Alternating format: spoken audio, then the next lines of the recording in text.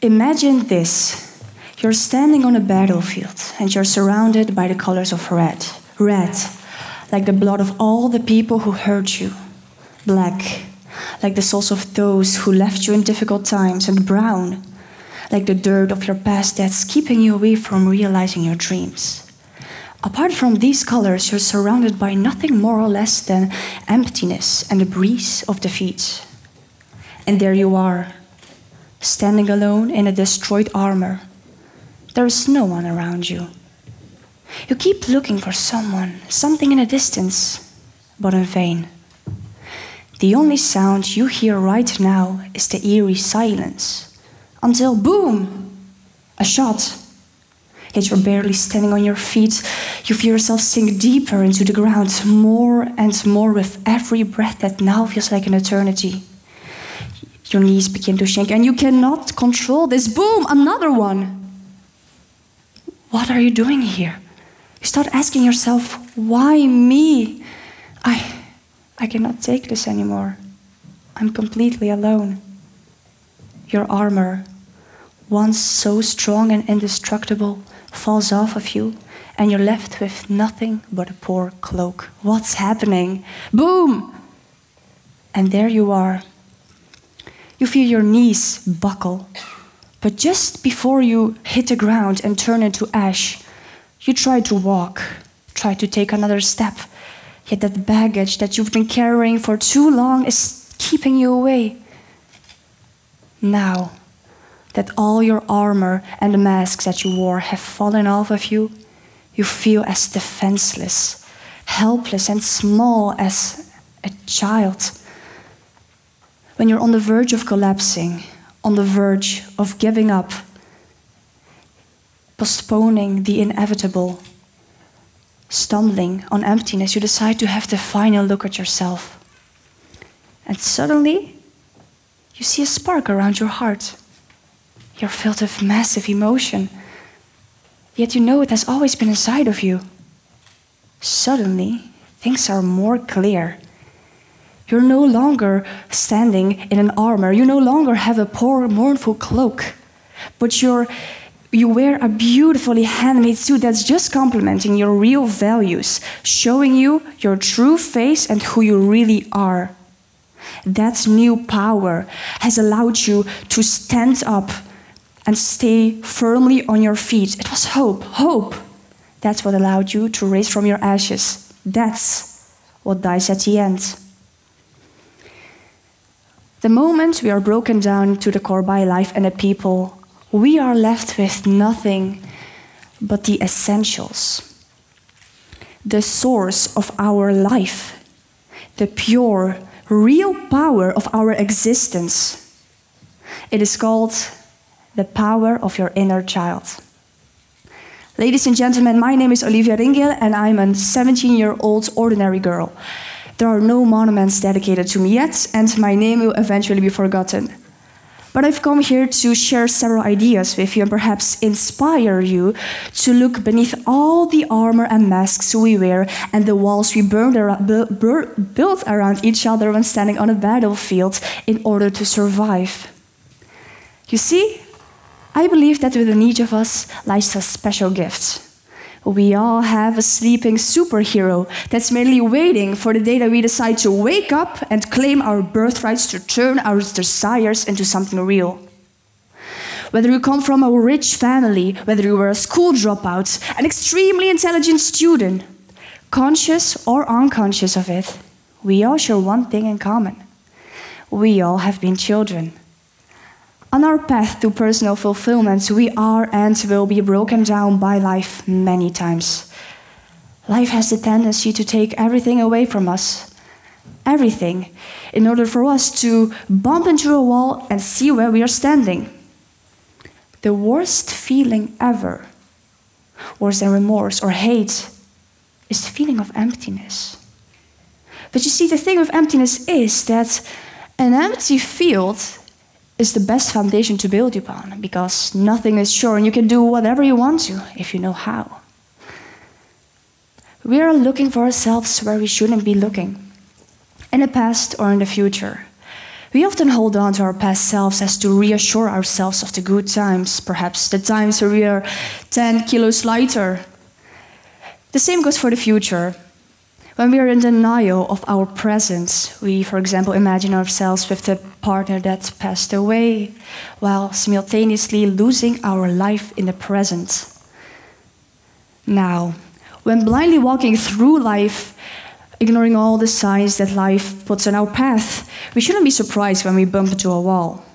We hit a wall and we ask ourselves, why me? What have I done? Now, there are two options for you. Option 1, you keep staring at that wall, scrutinizing every brick. Or option 2, which is the total opposite of option 1, you start looking for a door. And if you cannot find a door, well, then you have to start looking for a window. And if there is no window, well, then perhaps you have to use one of those bricks, lower them, lower your guard, and use it to build a staircase that allows you to jump over the obstacle. Now, there is no assurance that there will be anything behind the wall. Maybe you'll be left with emptiness once again. Maybe there will be no resources at all. Life doesn't give us the assurance we want to. But what is sure is that you have that new power inside of you. That strength that comes from jumping over the obstacle. It proves that when we turn a difficulty into a possibility, we can achieve whatever we want to. I believe there is power in exposure. There's power in vulnerability. Because an opened wound, the wound has to be open in order for the light to pass through you. And that's where your energy will come from. You see, we all belong to that source, that unconditional love, the spark that gives us hope, that creates enthusiasm, gives us drive in our life. Allow it to guide you in difficult times. We are children of our mothers and fathers, those small vulnerable creatures, creators of our own future. Whether we want to stop climate change, or we want to become an outstanding teacher or a great businessman, the power lays within us. And you might find it hard to realize at times when you're standing on that metaphoric battlefield to really feel that power and see the hope in the future. But it is the moment that we take another step, make a decision, that our destiny becomes more sure. We are shaped by our thoughts and actions. We have to put our beliefs and convictions into practice when we want to achieve something. Because why on earth would you expect any results without committing the right action? Yet we all belong to the source of goodness and unconditional love. It is up to us what we do with that power, if we allow it to flow naturally or not. We all have different dreams. There are more ways to realize them, of course. It's all different, but the thing is, the most powerful source of power, strength, whatever you might call it, drive, is inside of you. It's just merely waiting for the day that you look it straight into the eyes and say, I see you and I unleash you. And that's the moment when changes will start. We are all writers of our own story. You're the one holding the pen. So why would you expect anyone else to finalize the story for you? We all have to fight our own battles. Let me break it to you. Yet you can have many friends as you want, your family members and everyone around.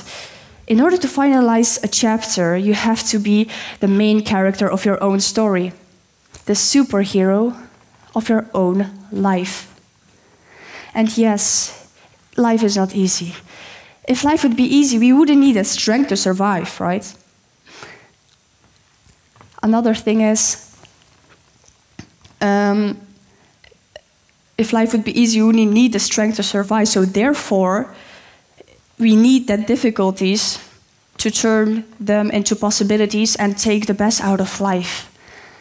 At the moment you realize how powerful you are because you jumped over an obstacle, that's what will give you the satisfaction and drive to take further action, further steps in your life, we just shouldn't forget about ourselves.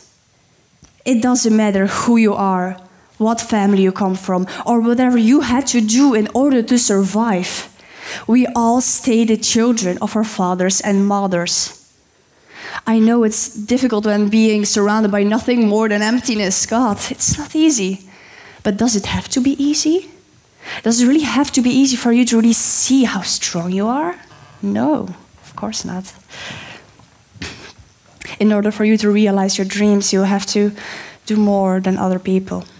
You have to stand out.